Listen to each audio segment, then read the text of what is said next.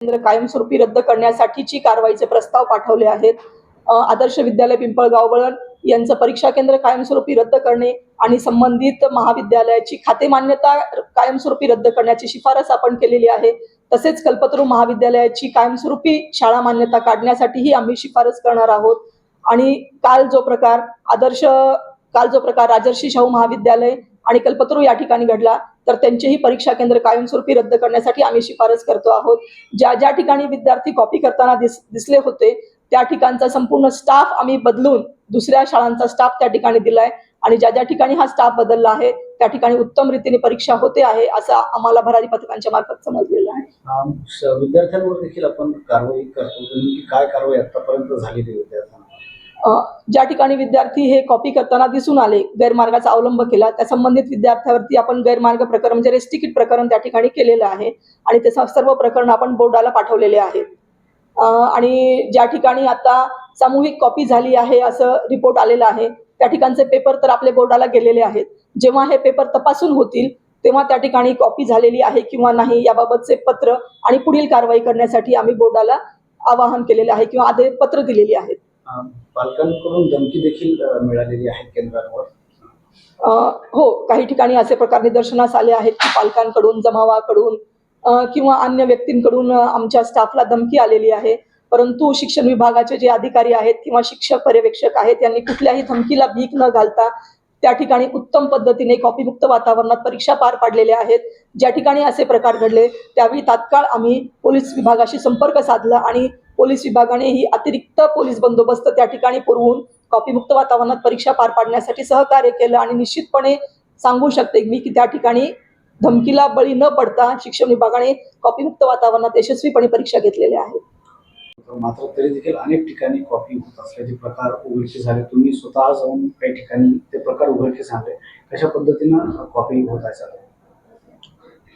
शिक्षण विभाग छत्रपती संभाजीनगर यांच्या वतीने मागील 2 महिन्यापासून कॉपीमुक्त अभियानाबाबत जनजागृती करण्यात आलेली आहे.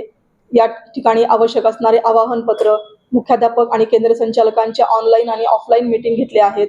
त्यांना सर्व पत्र काढून कशा पद्धतीने परीक्षा घ्यायच्या आहेत, परीक्षेचं संचालन कशा पद्धतीने करायचं आहे याबाबत सविस्तर असे पत्र दिलेले आहेत. त्यांच्या मीटिंग्स घेतलेल्या आहेत आणि त्यांना आवाहन पत्र देऊन तसेच सर्व प्रसार माध्यमांच्या वतीने देखील आपण जनजागृती केलेली आहे आणि कॉपीमुक्तीची शपथ देखील विद्यार्थ्यांकरवी घेण्यात आली होती.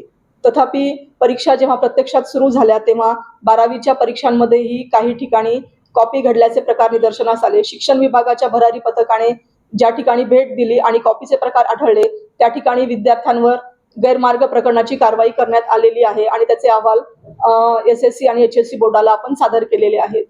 तसेच भरारी पथकाला ज्या ठिकाणी खूप मोठ्या प्रमाणामध्ये कॉपी आढळली आहे त्या ठिकाणी आपण कायदेशीर कारवाई देखील केली आहे.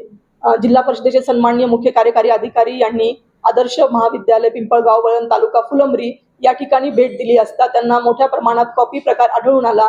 त्यामुळे त्या ठिकाणी आपण कलम 7 आणि 8 या अंतर्गत पर्यवेक्षक आणि केंद्र संचालक तसेच संबंधित संस्थांचे अध्यक्ष आणि सचिव यांच्यावरती देखील आपण FIR केलेला आहे, कायदेशीर कारवाई केली आहे. आणि दुसऱ्या दिवशी जेव्हा असं आढळून आलं की त्या ठिकाणी जे पर्यवेक्षक आहेत हे अधिकृत मान्यताप्राप्त शिक्षक नाहीत आणि त्याची तपासणी केली असता समितीने त्यांची तपासणी केली तेव्हा जसं निदर्शनास आलं की संबंधित महाविद्यालयाचे अधिकृत शिक्षक किंवा मान्यताप्राप्त शिक्षक नाहीत, तेव्हा त्या सर्व संबंधितांवर 12 व्यक्ती आणि 1 केंद्र संचालक यांच्यावरती आम्ही फसवणुकीचे गुन्हे देखील फुलंब्री पोलीस स्टेशन अंतर्गत दाखल केले आहेत. त्यानंतर पुनश्च काल कल्पतरू महाविद्यालय निमगाव तालुका वैजापूर या ठिकाणी भेट दिली असता शिक्षण विभागाच्या पथकाला मोठ्या प्रमाणामध्ये कॉपी पडलेल्या दिसून आल्या. जवळपास सर्व हॉलमधून या कॉप्या खिडक्यामधून बाहेर फेकण्यात आल्या होत्या. त्यामुळे त्या ठिकाणी देखील आम्ही कायदेशीर कारवाई केली आहे. शिऊर पोलीस स्टेशन तालुका वैजापूर या ठिकाणी संबंधित 15 पर्यवेक्षक आणि त्या संस्थेचे केंद्र संचालक तसेच केंद्र संस्थेचे अध्यक्ष आणि सचिव यांच्यावरती देखील आम्ही FIR नोंदवला आहे. आणि याच कल्पतरू केंद्रावरती पुनश्च आम्हाला एक लॅब अटेंडंट यांना पर्यवेक्षण दिल्याचं देखील दिसून आलं. तेव्हा आम्ही संबंधित केंद्र संचालक आणि संबंधित लॅब अटेंडंट यांच्यावरती देखील फसवणुकीचे 2 गुन्हे काल आम्ही दाखल केलेले आहेत.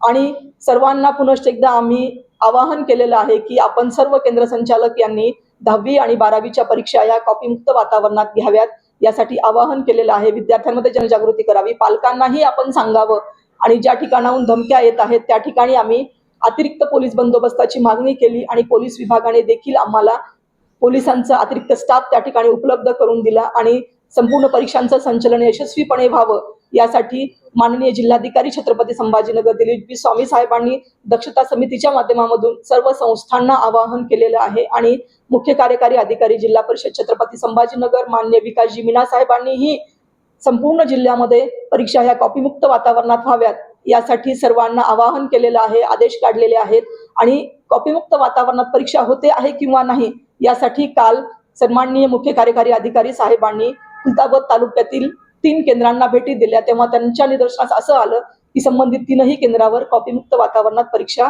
होत आहे. आतापर्यंत किती शाळांवर आपण कारवाईचा प्रस्ताव दिला?